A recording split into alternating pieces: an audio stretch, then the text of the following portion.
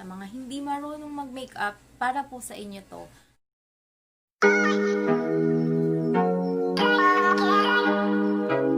Hello chubby world! Welcome back to my channel! So for today's video, gagawa tayo ng basic makeup tutorial. So ayan, mag-New Year na, 'di ba? So ang bilis ng panahon matatapos. Sana matapos na yung pandemic para New Year, new life, new everything. Yan. So guys, ituturo ko step by step kung paano mag-makeup. So first step, ang moisturizer. So lagi nyo tatandaan guys, magmo-moisturize kayo kahit na anong type ng skin nyo. Para mukhang healthy lagi yung balat nyo. Pag naka-moisturize kasi ganun, parang undewy. So, kaya maganda na laging nagmo-moisturize. Yan. My all-time favorite moisturizer. Luxe Organix Soothing Gel with Snail. Kasi ang ganda nito. Sobrang ganda nito. Hindi siya, minsan nga, hindi na ako nag-foundation. Ito lang. Tapos, hindi rin ako nagpa-powder. Tapos, maraming nagtatanong, naka-makeup ka ba? Ganun. So, hindi po. Ito lang po yung laging takbuhan ng aking muka. Next step natin, primer. Ito, ano lang, optional lang siya. Optional parang sa sa pagluluto, optional lang. May laman pa ba siya? Ayan. Yan, oh. Maybeline primer. So, marami pa rin kasi sa atin nang hindi marunong mag-makeup. So, basic lang.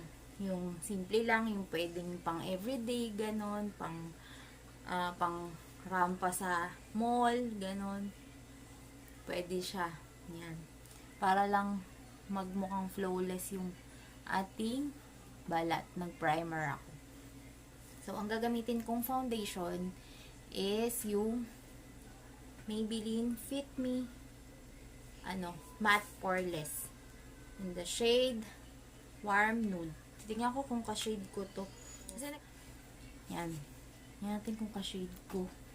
Ganito guys, magpili ng shade niyo ng foundation dito sa part na to para malaman nyo kung pantay siya sa leeg tsaka sa mukha nyo. Hindi ako gumagamit ng brush eh. Parang hindi ako nagagandahan sa texture ng foundation pag brush yung gamit. I-blend natin ng ating beauty blend. Napala akong salamin kanina.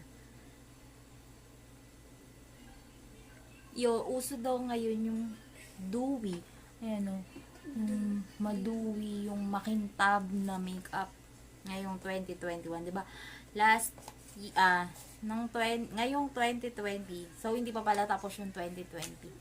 Ngayon 2020, ang magiging ang magiging trending na makeup is yung dewy makeup na, 'di ba? Kasi nga uso na ang mga Korean novela. Ang mga bata mukha ng Koreano dahil sa mga Korean novela. Yan. Yan daw ang uso ngayon, oh. So, ang ganda niya. Oh. Maganda talaga pag naka-primer. Pero, optional lang kung may primer kayo or wala. Optional lang naman yun. Parang sa pagluluto, optional lang na maglagay ka ng ng paminta, ganun. Ayan, ang ganda niya. Oh, ang dewy. Ang ganda talaga kasi nung moisturizer. Parang nagduduwi yung balat mo pagka yun ang gamit kong moisturizer. Kaya minsan yun lang talaga yung ginagamit ko. Hindi natin yung leeg para Yan. Ganyan guys ang pag-foundation. Lagi nyong lalagyan itong part na to. Tsaka dito. Tapos, yung neck nyo. Kasi, para hindi kayo magmukhang pugot na ulo. Diba? Diba yung iba, ang puti ng mukha, tapos yung leeg nila na ang, hindi naman maitim na maitim. Kasi, pag may mga nagpa-foundation na gusto nila yung mas maputi, yung shade na ginagamit nila, ganun. Yan. Blend ko lang guys, ha. So, yan. Sunod, yung kilay. Na kilay forever. Kilay. Marami sa atin meron ng mga tattoo yung kilay. Pero, parang hindi ko na ano. Parang mas gusto ko pa rin yung nagdo-drawing. Yung nauubos yung oras ko. Yung nauubos yung ano, sa pag-aantay ng mga nag-aantay sa akin sa pagkilay, ganun. Ito, may, kasi mas prefer ko ang pencil kaysa sa powder, sa pomade, tsaka sa brow gel. Mas nadadalian akong gamitin. Lalo na pag pangmadalian lang na pagkikilay, ito lang talaga lagi yung takbuhan ko. So, yan. Paano magkilay? Yan. Ilalim muna. Para magdo-drawing ka lang muna. Tapos, yung taas niya. Hindi pa nga ako nag-aahit ng kilay. Naahit ko lang siya. Yan.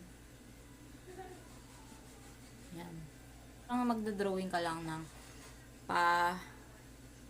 pa-curve, ganun. Pa-curve na drawing. Tapos, yan. Yung spoolie. Blend mo lang siya. Unahin mo yung sa may part na madaming kang product na nilagay. Itong part sa dulo. Yan. Dito. Tapos nun, i-blend mo na siya dito sa part na nilagyan mo lang siya. Kung ano yung natirang product, tapos kung ano yung iginuhit mo dito, yun lang yung ikakalat mo doon sa part na to. Kasi dapat daw lighter yung part sa inner. Yan. Diba? Mas light siya compare dito sa dulo ng kilay natin.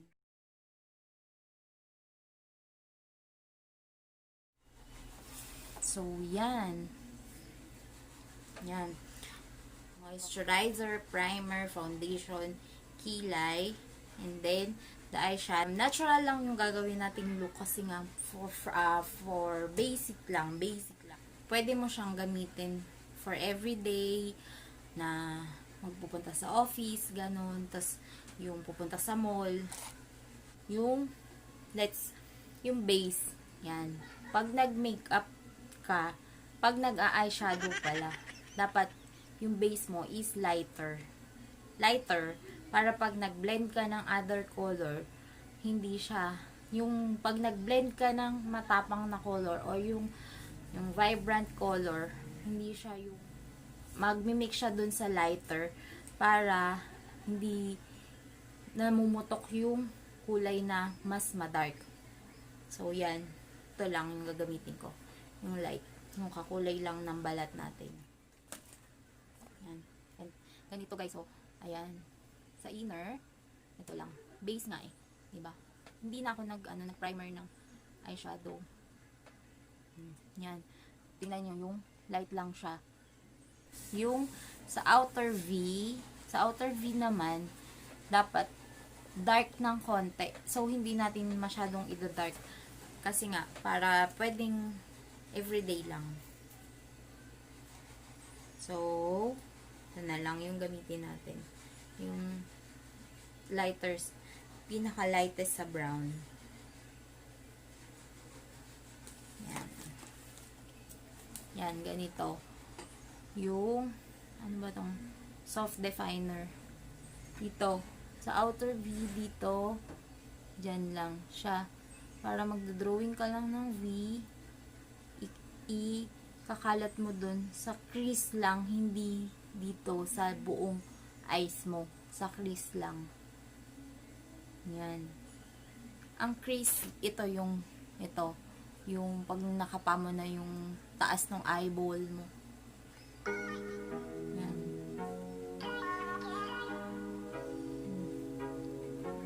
So, yan.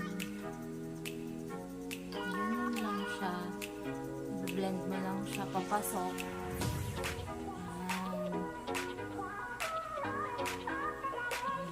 Diba?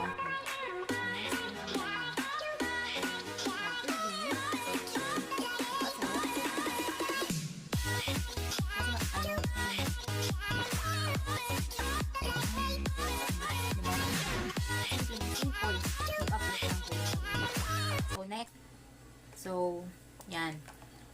Yan na yung eyeshadow natin. Simple lang, guys. Para yung mga hindi pa ganong sanay mag-makeup, matuto sila step by step. So, pag natapos nyo na yung eyeshadow nyo, ito naman, mag-mascara. Hindi tayo mag-liquid eyeliner kasi parang natatapangan ako sa makeup pag naka-liquid eyeliner pa. Mascara.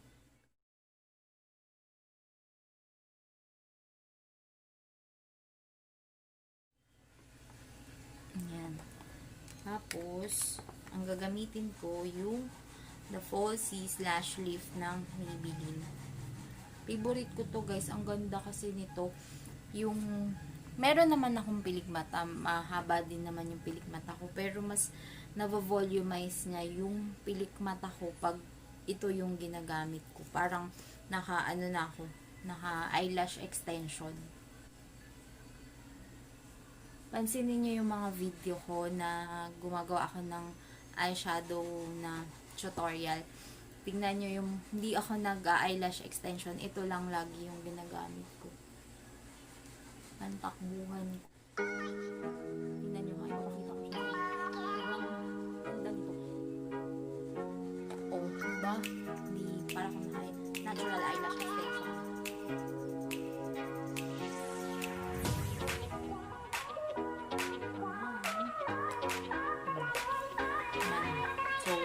After yung mascara, contour.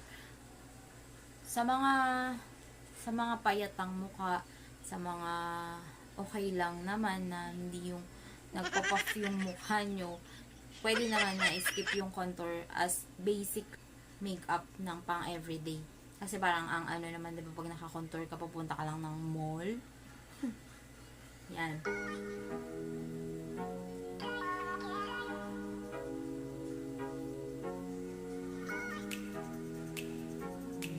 Pero itong, itong palette na to, maganda kasi siya, hindi siya yung nagmumurang contour.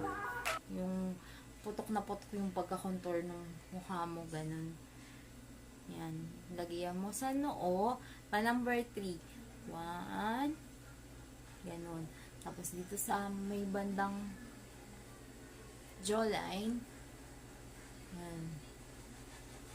Dito, para pag naka-contour kasi parang yung mga dapat mong itago na tatago, ganun. So, dito. Yan. So, yan. Yung sa nose line, pwede naman yung lighter lang na gagamitin mo kung ganito. Diba? Ganun ako mag-nose line. Kasi hindi ako ganong bihasa sa pag-nose line ng brush. So, next, gamitin natin ang blush on. Itong blush on, masyadong matapang.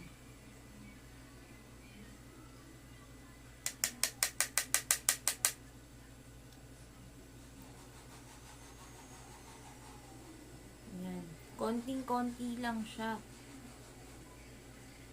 Lalo na ngayon, hindi naman nakikita yung mga makeup natin. Sa eyes lang talaga nakafocus. Pwede namang hindi na kayo mag-ganito. Ayan. So, next, yung highlighter. Highlighter ng Face Trio din. Dito. Tapos, dito. Ganun lang. Ang ganda, oh. Yung pagka-dewy nung foundation nakita. Yan. Diba? Ito yung simple, ganun. So, yan. Mag-lipstick na. Pagkatapos mo mag-contour, blush on, highlighter, then yung lips. Ito yung gagamitin ko. Nude lang din. Yung Super Stay Ink Crayon ng Maybelline. Ganyan. Mas prefer ko sa mga beginner yung ganitong lipstick kasi magagawa mo yung outline ng maganda.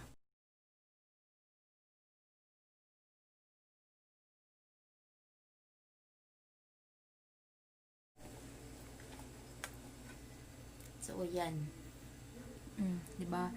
Basic lang. Basic lang to, guys.